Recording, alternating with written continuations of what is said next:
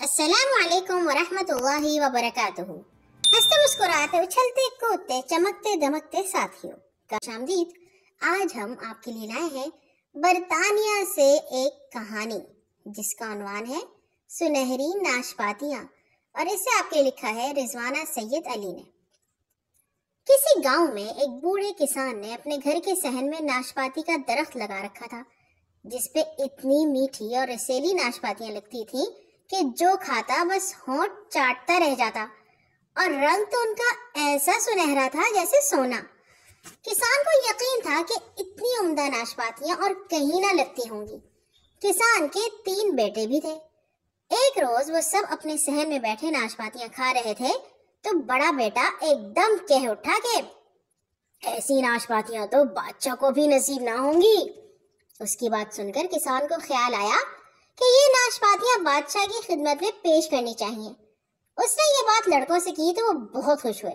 بڑا لڑکا کہنے لگا، میں یہ تحفہ لے کر دربار میں جاؤں گا کیونکہ یہ تجویز میری ہے۔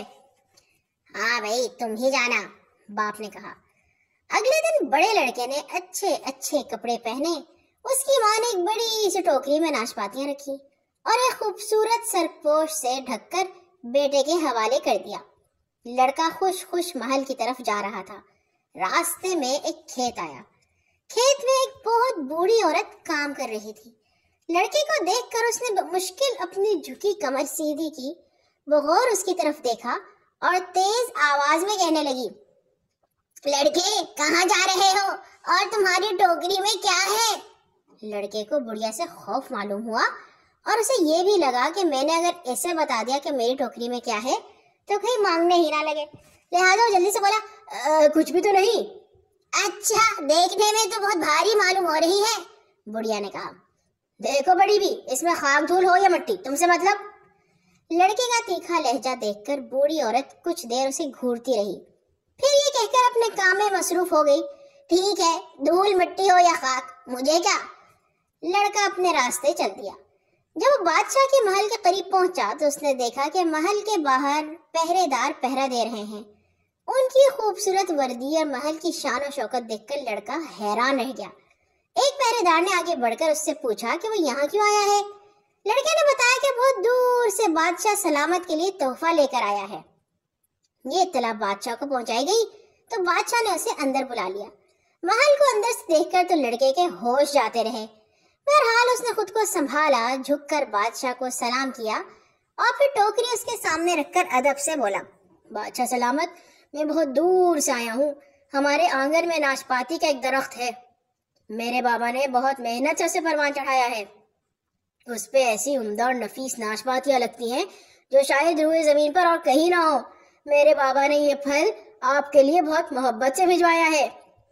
بہت خوب، بادشاہ نے مسکرا کر کہا، یہ پھل تو ویسے بھی ہمیں بہت پسند ہے۔ پھر بادشاہ نے ایک خادم کو اشارہ کیا تو اس نے آگے بڑھ کر ٹوکری سے سرپوش ہٹا دیا۔ ہے یہ کیا؟ بادشاہ کا منہ غصے سے سرخ ہو گیا کیونکہ ٹوکری میں تو مٹی پڑی تھی۔ اس بدتمیز لڑکے کو کال کوٹری میں پھینک دیا جائے، اسے ہم سے مذاق کرنے کی جرت کیسے ہوئی؟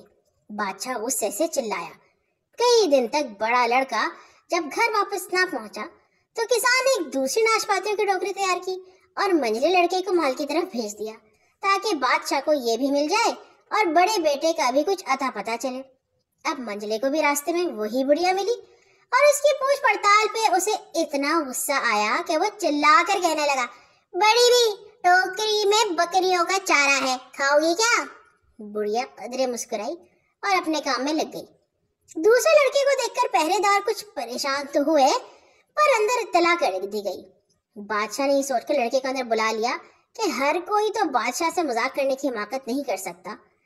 دوسرے لڑکے نے بھی اپنی ناشپاتیوں کی تعریف میں زمین آسمان کے قلابے ملا دیے، پر جب ٹوکری سے سرپوش ہٹایا گیا تو وہاں بکریوں کا چارہ رکھا تھا۔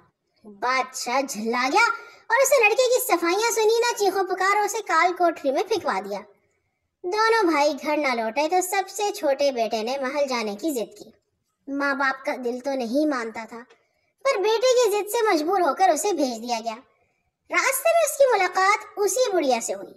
اسے دیکھتے ہی بڑھیا مسکرائی اور بولی، آئیے آئیے، यकीनन आपकी टोकरी में मिट्टी है या चारा। लड़के ने बड़ी बी को अदब से सलाम किया और फिर कहा, नहीं बड़ी अम्मा, इस टोकरी में नाशपातियां हैं जो मेरे बाबा ने बादशाह सलामत के लिए बतौर तोहफा भेजी हैं, और साथ ही मुझे अपने भाइयों का भी पता चलाना है जो कई दिन पहले महल की तरफ गए थे और अभी तक वापस नहीं आए। अच्छा, तो तुम्हारी टोकरी में नाशपातियां हैं? हाँ माँ जी, और ये इतनी रसीली हैं कि घाव तो बस खाते ही चले जाओ, और रंग तो ऐसा सुनहरा है जैसे सोने की बनी हो। ये सचमुच बादशाहों के खाने के लायक हैं। ठहरिए, मैं 2-4 आपके लिए भी निकाल देता हूँ। नहीं नहीं बेटा, तुम्हारा बहुत शुक्रिया। तुम ऐसी अनमोल सोने जैसी नाशपातियां बादशाह की खिदमत में पेश करो। मुझे यकीन है बादशाह को ये तोहफा बहुत पसंद आएगा। बुढ़िया ने अपने काम की तरफ मुतवज्जे होते हुए कहा। छोटा लड़का भी महल तक पहुंच गया। अभी वो महल की शान शौकत देख ही रहा था कि पहरेदारों में खलबली मच गई। अरे दौड़ो, भागो, बच के न जाए, फिर कोई गवाह टोकरी उठा चला रहा है। बस बादशाह सलामत को तल्ला करने की जरूरत नहीं, पकड़ो उसे, काल कोठरी की तरफ ले चलो। अब लड़का चीख रहा है, मैं बादशाह सलामत के लिए तोहफा लाया हूँ, ऐसी शानदार और सेरी नाशपा। और पहरेदार चिल्ला रहे हैं, ठहरो, तुम्हें मजा चखाते हैं, कोई मिट्टी ले चला रहा है, कोई चारा, और कहते हैं कि। उधर ये हंगामा मचा था। इत्तेफाक से शहजादी का गुजर हो गया। उसे अपने पहरेदारों की बदतमीजी पर सख्त गुस्सा आया कि किसी सीधे साधे देहाती से ऐसे सुलूक का क्या मतलब। उसने लड़के का हाथ पकड़ा और खुद उसे दरबार में ले गई। नाशपातियों का जिक्र सुनकर बादशाह का चेहरा तन गया, आंखें सुर्ख हो गई, मगर शहजादी की वजह से वो खामोश रहा। शहजादी ने लड़के के हाथ से टोकरी लेकर बादशाह के सामने रखी और सरपोश उठा दिया।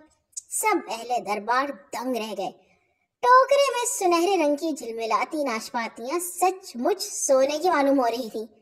इतना उम्दा तोहफा पाकर बादशाह सलामत बेहद खुश हुए। उन्होंने न सिर्फ लड़के को खलत और इनाम इकराम से नवाजा, बल्कि उसके भाइयों को भी रिहा कर दिया। और चूंकि वो हंसी खुशी अपने घर चले गए, तो हमारी कहानी भी इसी हंसी खुशी पे हो गई खत्म। कल आएंगे इंशाल्लाह एक और नई कहानी के साथ।